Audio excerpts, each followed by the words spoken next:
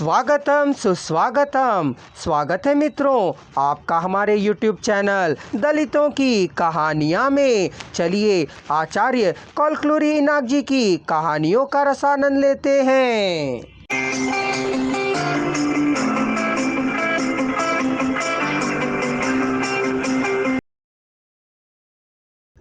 त्याग पत्र को स्वीकार किए जाने का पत्र हाथ में होने से ही नॉमिनेशन को स्वीकार किया जाता है। उसको अभी तक स्वीकार नहीं किया गया था। त्याग पत्र को स्वीकार कर अभी भी राव को उसके जिम्मेदारियों से मुक्त नहीं किया गया है। कह किसी के पूछने पर आर्थिक एडवांसों को राव ने लिया है कि नहीं, यदि लिया है तो बिलों को प्रस्तुत किया या नहीं, त्याग पत्र को स्वीकार कर उन्हें उनके पद से हटाने के लिए किसी प्रकार के अवरोध है या नहीं, के अधिकारी से पूछने पर समाधान देता आया।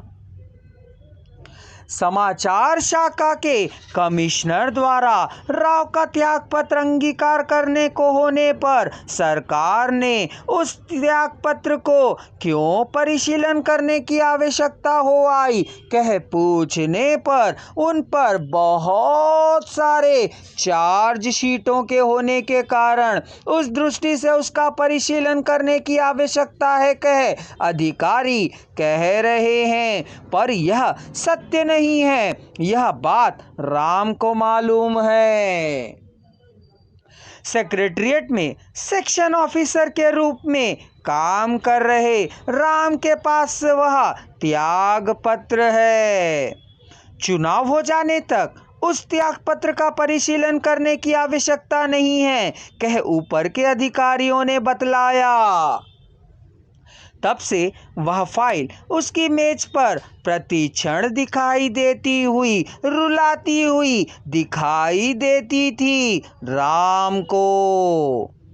जब नॉमिनेशन डालने की आखिरी तारीख खत्म हो जा रही थी, तब पार्टी ने एक और उम्मीदवार को बी फॉर्म दिया।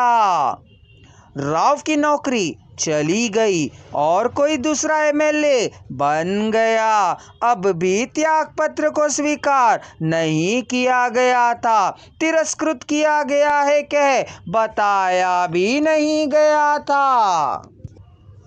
इन परिस्थिति को राम ने ला खड़ा किया था। राव यदि फिर नौकरी को ज्वाइन होना चाहे तो अपने त्याग पत्र को वापस ले सकता है, इसलिए इस फाइल को वैसे ही बना रहने दिया था उसने।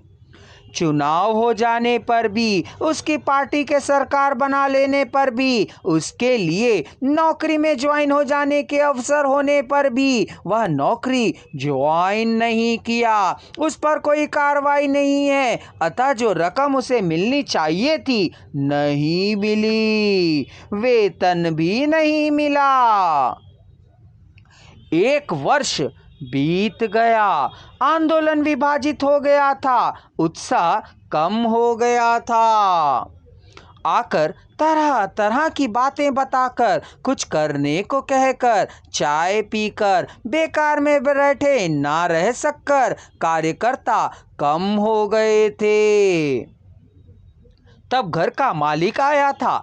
10 महीनों से घर का किराया बाकी था। उन दिनों घर खाली करने को कहा करता था, अब मात्र किराया देने को ही कहने लगा। जब कार्यकर्ता होते हैं तब आदर देकर ही बातें करता है, उनके ना रहने पर गाली गलौज देने से भी परहेज नहीं करता है। तुम बड़े आदमी हो, तुम ही बताओ, कह राम को आड़े रखकर बातें किया था उसने। राव किसी का भी उत्तर नहीं देता था। राम की समझ में बात पूरी तरह से आ गई थी। घर का किराया 50,000 बकाया था। राम ने समझाते हुए कहा, मैं बंदोबस्त कर दूंगा, शाम को आना। उसने एक विचित्र नजर से देखा पर चला गया।